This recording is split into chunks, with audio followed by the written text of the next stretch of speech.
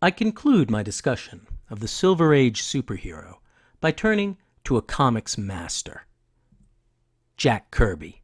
Born Jacob Kurtzberg in 1917 New York, Jack Kirby became the king of comics. Indeed, it is difficult to discuss his legacy without employing the very terms and tones and textures of his mythic superheroes. Kirby began in New York by doing animation work, and soon found employment at the Eisner and Iger Comics Packaging Studio. From there, he teamed with Joe Simon to create his own packaging outfit, and together they created Captain America, which they sold to Timely Comics. In 1941, the owner of Timely Comics, Martin Goodman, decided to separate Simon and Kirby from the Captain America franchise.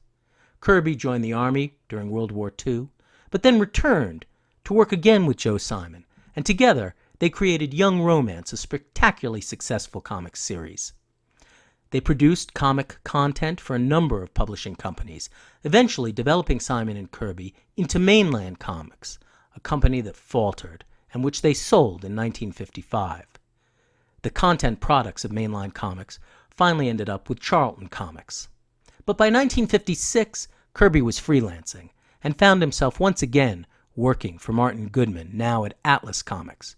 Kirby produced monster stories, westerns, war stories, eventually teaming with Stan Lee to create the Fantastic Four, the superhero series that launched the Marvel brand. Importantly, Lee worked according to what is now known as the Marvel Method, essentially a collaborative process in which Lee and his illustrator, in this case Kirby, worked together to brainstorm the content and plot of an individual story. The illustrator then took that brainstorming and broke it down into individual comic book pages and broke those down into panels. The essential thing is that the Marvel Method was collaborative. It allowed Kirby to be both writer and illustrator. It allowed him to pursue his vision, to use ideas and run with them, so that comics such as Thor, X-Men, and the Hulk were an expression of his view of the hero. So much so that comic scholar Charles Hatfield, author of the recent study of Jack Kirby, Hand of Fire, terms Kirby the dynamo that powered Marvel. By 1968, Marvel was purchased by Perfect Film. This changed the working relationship in Marvel, and in 1971, Kirby moved to DC.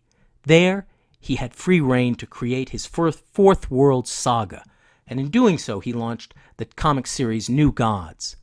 In 1976, he returned to Marvel, again to work on Captain America, the Black Panther, a title called Machine Man, as well as to introduce the Eternals, a kind of sequel to the New Gods. However, at this time, Kirby seems bitter.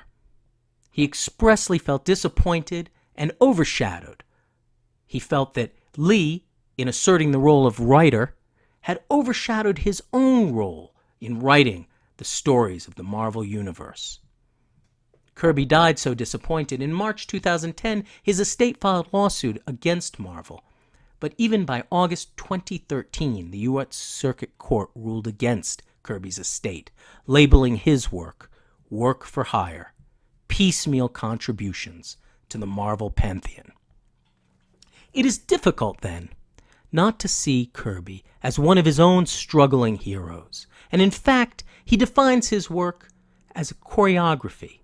I was a choreographer of lyric violence, he says, and this notion of struggle defines Kirby's aesthetics. I'd like to turn now to one of the comics we discussed in the last lecture, Avengers number 4, an important comic because it reintroduces Captain America and gives Kirby again control over that famous hero. In Avengers number 4, the Avengers, sailing the world in their submarine, come across Captain America floating. By page 8, Captain America recounts the situation. As for the rest, by some fantastic stroke of fate, I must have been frozen in an ice floe, and then found by some Eskimos who thought I was a supernatural object. Then, All those years of being in a state of frozen suspended animation must have prevented me from aging. We believe you, Captain America. Not long afterwards, as the red, white, and blue-clad figure rests below from his grueling ordeal, we have reached our destination. Prepare for mooring. Slow down, giant man. I can't match those big strides of yours. Looks like the gentlemen of the press were expecting us. They know we went after the Hulk. See Avengers number 3 in The Hulk and Submariner, Ed. They expect a big story. Too bad we'll have to disappoint them. We had a bang-up fight, but no real results. But wait till they learn who our passenger is below decks. Then, suddenly, unexpectedly, at that very split second, a blinding flash takes place, far brighter than any ordinary flashbulb explosion should be. And, after the smoke is cleared, the Avengers seem to be gone. As in their place, the crowd sees 4 motionless stone statues. Hey, Pete, look! What do you make of that? Probably some kind of trick the Avengers used to duck out of an interview. The action of the page is defined by a strange moment, a photographer's flashbulb. And indeed, this sets a thematic common denominator that ties the 3 tiers together. So, the flashbulb, as photography, freezes motion. In fact, here, it literally freezes the Avengers as stone statues, transforming them into suspended versions of themselves. Yet, suspended animation, exactly what occurs to the Avengers, is what Captain America defines as his experience in the ice floe. What is this theme of suspended animation? In fact, it is a way of talking about representation. Photography suspends animation.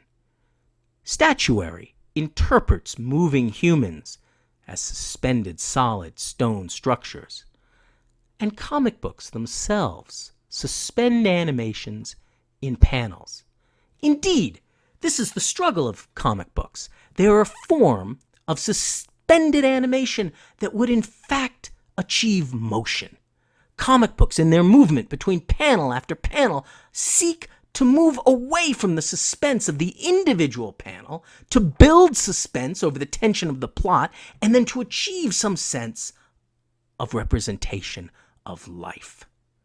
In effect, I argue that here on this page, in resuscitating his greatest hero, Kirby grapples with the role of comics as art, as a form of powerful representation, and he sets it against photography and against statuary.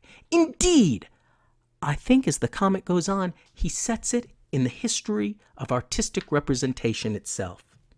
So, emerging from the sub, Captain America discovers his newfound allies have been turned to stone, and he sets out after the photographer.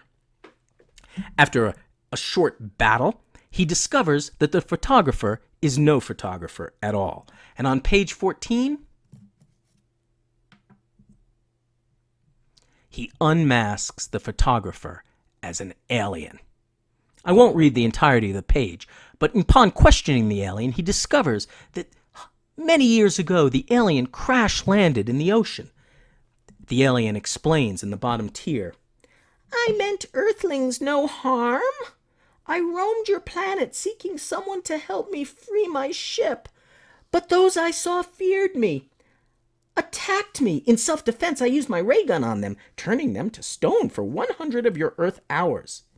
"Behold, it is a monster from the netherworld. It must be slain." "No, I need help. Stay back, please. Don't make me do this. No." "It is bewitched. One look at it turns men to stone." "Your hair. In the dark, you must have looked like a woman to them. And turning men to stone, that must be the origin of the legend of Medusa. But why did you use your power on the Avengers?" "Because of the one who calls himself Submariner. He found me some days ago, told me he would free my ship from the ocean's depths if I would turn the Avengers to stone. I had to do it." And so, suspended animation here, the very suspended animation of the alien's camera, is written in to the history of Grecian art and myth. For what we discover is that Grecian art and myth is in fact explained within the comic book story.